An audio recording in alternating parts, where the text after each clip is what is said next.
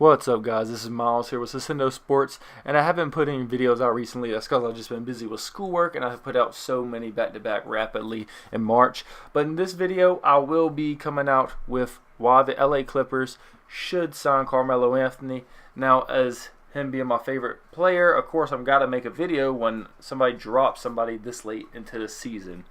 So looking at the Western Conference standings, the Clippers are in 8th place right now, and a two-way tie with the Spurs for last place, and then Thunder, of course, they have one extra game over the Spurs and Clippers, so they have a higher chance to not be last seed. Now, the Clippers' last game will be this upcoming Wednesday at 10:30 against the Utah Jazz, which has some big ramifications for the playoffs. Both teams are going to want to win this game. The Jazz have two more besides this coming up.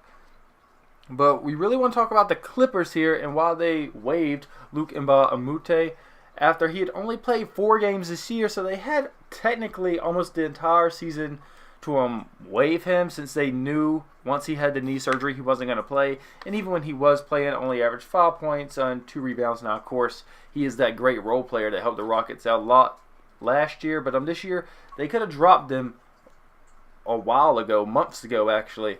So looking at the Clippers right now, some of these players aren't up here. I'll hit on some of the important ones after this, but Lou Williams averaging 20.1 points, Gallinari averaging almost 20 points, Montrezl Harrell, great role player for him.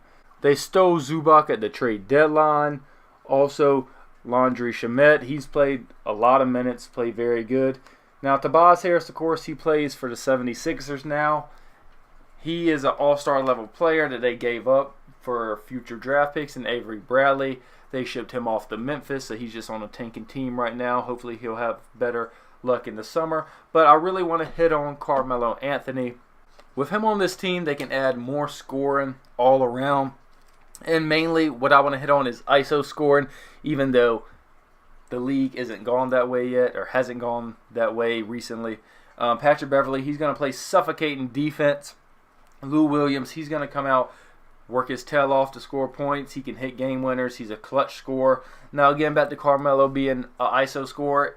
They don't need to pick him up and just be a spot-up shooter, because there are tons of better spot-up shooters than Carmelo Anthony. That's not what he is. But if you can give him, 6 to 7 ISOs per game, let him post up and kind of wear defenders out, give Lou Williams a breather, and give Gallinari a breather, he could really come in clutch. And if you're playing a team such as the Denver Nuggets, I don't know. If you add Carmelo to this Clippers team that plays great team ball and can play suffocating defense, hustle on the boards, just have a lot of players, anybody can go off any night, they might win. Now, with the Rockets, I would love to see this series because they did Carmelo dirty. He had played decent, average 13 a game, and scored 28 one game versus Brooklyn. And it could be a real revenge series, him getting back at the team that dropped him, which I would love to see. And just for the NBA, it would be great, because that's not going to be a highly talked about playoff matchup if it is a game. Even though Chris Paul played there and Patrick Beverley played at Houston, that's not going to be a big headliner for the first round of the playoffs. But if Carmelo Anthony is on the Clippers and they play the Rockets, that will be the biggest story. That's what everybody's going to be tuning into. So it's going to help ratings out. It's going to make the series be very hyped up. And it's also going to help the Clippers hopefully win that series if Melo goes there. So I wouldn't throw that out the window yet. Now, if they played the Warriors first round, I'm sorry. 34-year-old Carmelo Anthony doesn't do it for you. Even though I love him, you're probably not going to get past the Warriors with Lou Williams, Patrick Beverley, Montrezl Harrell, Carmelo Anthony. It's just not going to happen.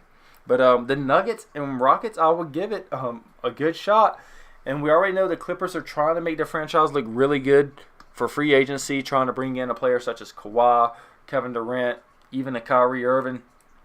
What better way to do that than to make the second round of the Western Conference playoffs with just all role players and no true star? That would be crazy if you traded away your best player and you were still able to make it to the second round of the playoffs.